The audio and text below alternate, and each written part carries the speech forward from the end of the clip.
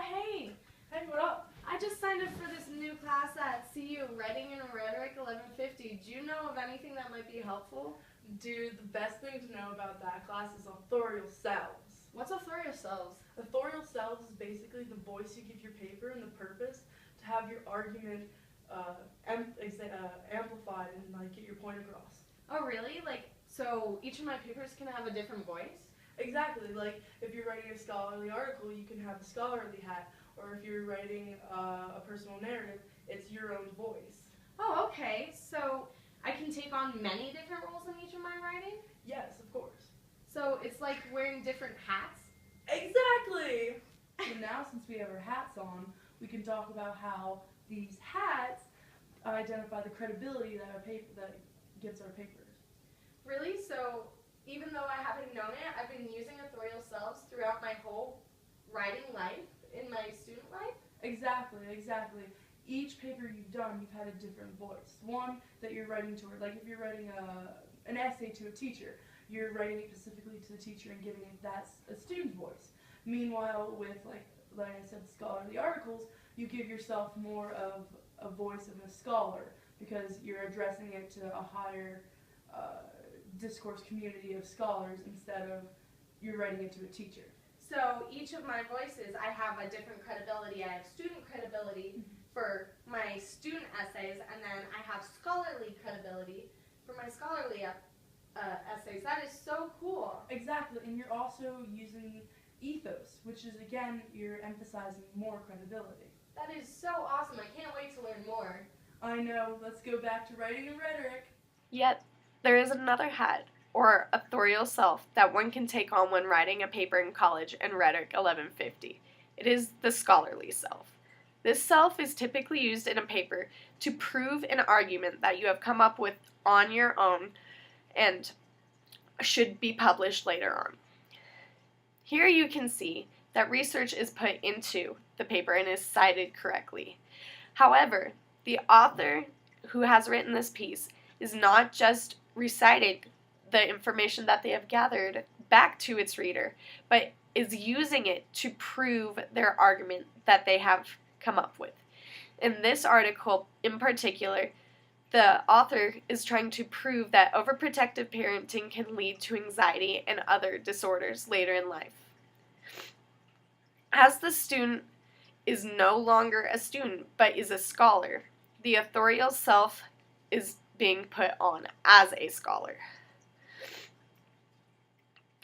You can also see that the author is using particular wording and phrasing to communicate with their particular discourse community to prove their argument even more. As they are no longer student author, they now have put on the scholarly hat and just begun to prove their own argument rather than reciting the knowledge alone for a grade. This will be helpful in Rhetoric 1150 as you will be writing a scholarly article and trying to even maybe get it published. So what exactly is a student authorial self? Well, it's another role or hat that can be put on by a writer throughout the writing process.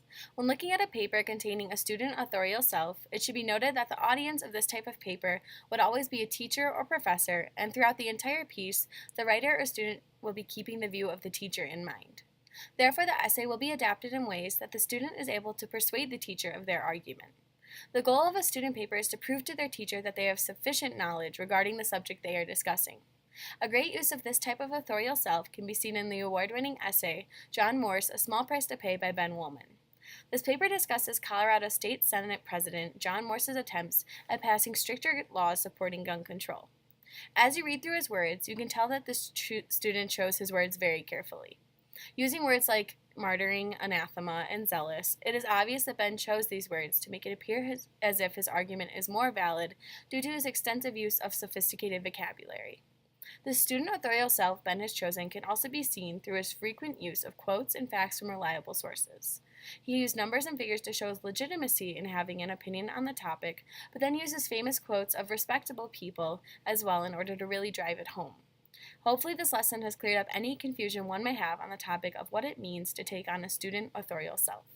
If these last three examples didn't get their point across, here's another example or another hat that will give you more insight on what an authorial self is.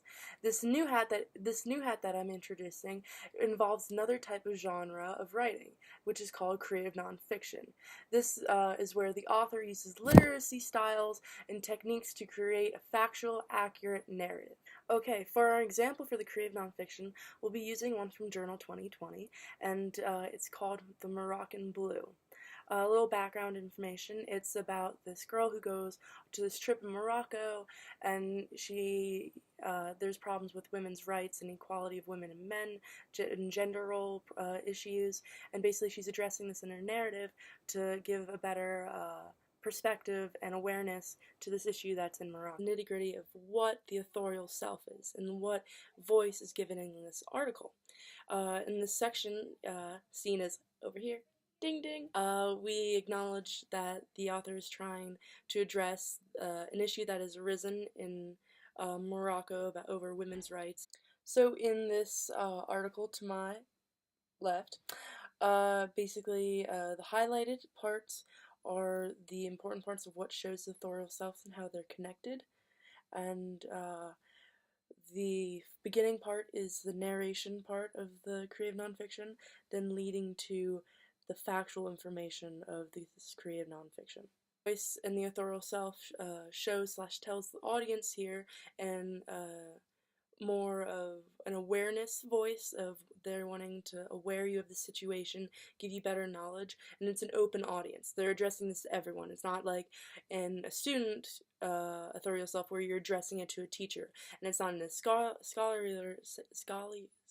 sense where you are addressing it straight to a specific discourse community of people that are just looking for pure information, pure facts, and knowledge. This author is trying to address an issue and give back. Okay, so through what now we know this authorial self and this particular paper is, we can get down to what a creative nonfiction authorial self is, and it's really one that wants to portray, or not portray, give their audience a better insight of something that they learned through their narrative and that they want to give awareness to, and again, just better knowledge and help you understand this issue and further issues and everything. So a creative nonfiction authorial self is where they want you to understand what this awareness is and stuff. Now I really realize how important authorial selves are. Right? I never knew how much credibility and voice it gave my papers, and I can take them to the whole new level. I know each one really is like a different hat you put on, each paper is so different with each authorial self. Right? And coming into writing in Rhetoric 1150 really gives me a new credibility, and I can get better grades with my different voices.